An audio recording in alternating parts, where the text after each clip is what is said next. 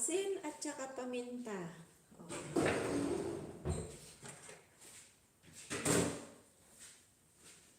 Medyo kailangan natin painitin ang ating kawali. Kaunti lang ang oil. Kaunti lang ng oil. Kaunti lang.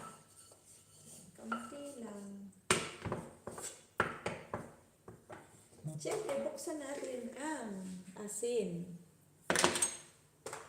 at paminta. Ilagay ko muna ang sibuyas.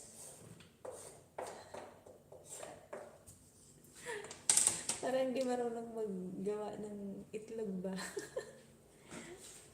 Parang ang hirap lutuin ng itlog. Ay, ini-explain pa talaga.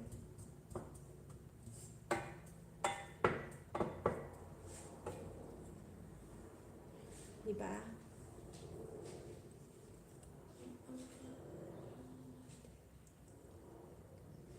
Masarap ba lagyan ng soy ang itlog?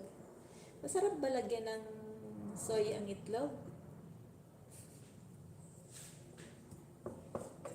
Meron akong hindi alam gawin, Glenn. Paano maggawa ng highlights? Para may pang-upload. Anong i-click doon pag nag-upload na yung video mo? Pag nag-end ka na, anong i-click doon para makagawa ng highlights? Sino nga ba yung i-play kanina? Sino? Si Mimi pala. Si Mimi Bear. Tapos ko na yung video niya kanina. Ako, pero hindi ako makakomment. Tapos, sino pang next kaninang pumasok sa live ko?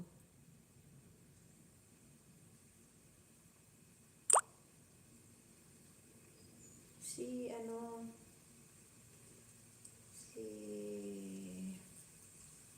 88 yata Tapos na si Mimi Bear. Si Dragon. Ito kasi si Dragon, ang hahaba ng videos niyan, tapos hindi naman siya nag-i-stay ng matagal. Pero niya, isi-send niya sa akin.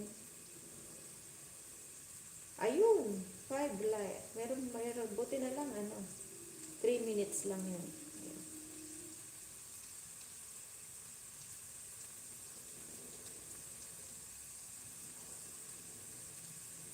Buti na lang, 3 minutes lang yung sila niya. Ayan na, guys!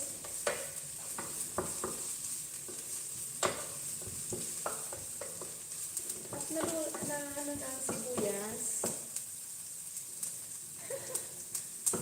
Paano magawa ng highlights? Pag doon sa live, di ba magla-live? Nakagaya nito, nagla-live ako, mag-highlights ako. Paano magawa ng highlights?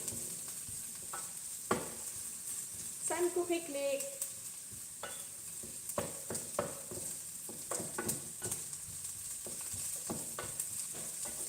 Ayan. Medyo luto na ang ating sibuyas muna. Sibuyas. Halo-halo ang sibuyas kasi marami dyan hindi marunong itlog for lunch. At lagyan na ang kamatis. Para maluto muna ang kamatis.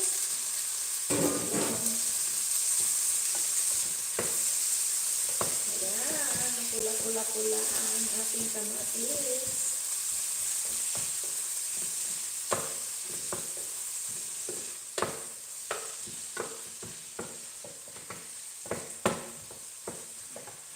Ayan guys, pakita ko ha. Para tapat ko naman doon.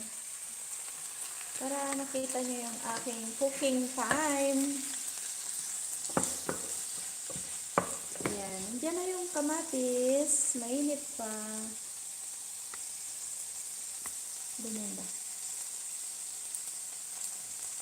Diyan sa may gilid yung highlights. Click mo sa baba ng camera. Sa may baba ng camera. Ngayon, dito.